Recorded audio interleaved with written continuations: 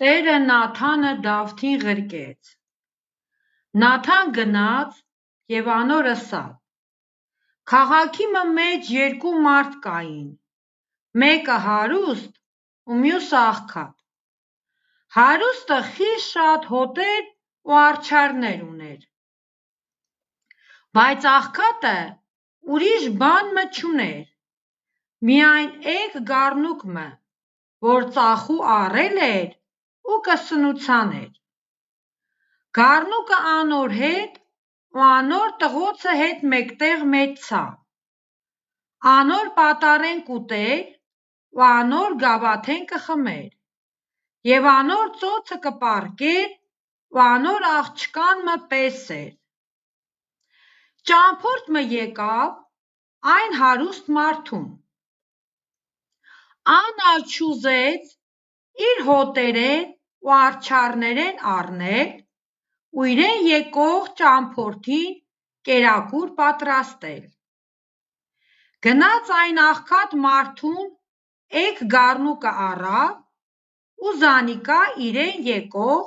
մարդուն համար պատրաստեց։ Այն ատեն Դավթին բարկությունը այն մարդուն դեմ սաստիկ բորբոքեցավ ու Նաթանին ըսավ. Տերը կենդանի է, այդ բանը ընող մարդը մեռնելու արժանի է։ Այն գառնուկին չորեքպատիկը պետք է հատուցանել, քանզի այս բանը ըրավ ու գութ չունեցավ։ Այն ատեն Նաթան Դավթին ըսավ. այդ մարդը դուն ես։ Իզրայելի Տեր Աստվածը այսպես կ'ըսե. քեզ Իզրայելի վրայ ես թագավոր օծեցի, ու քեզ Սավուղին ձեռքեն ես ազատեցի, և Տիրոջը տունը քեզի ու Տիրոջդ կիները քո ծոցդ տվի, և Իզրայելի ու Յուդայի տունը քեզ տվի, ու եթե քիչ կերևնար,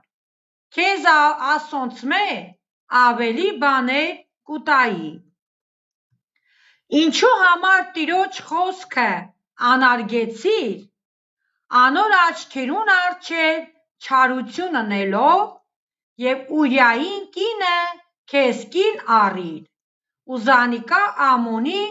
որդիներուն սրովը սպանեցիր։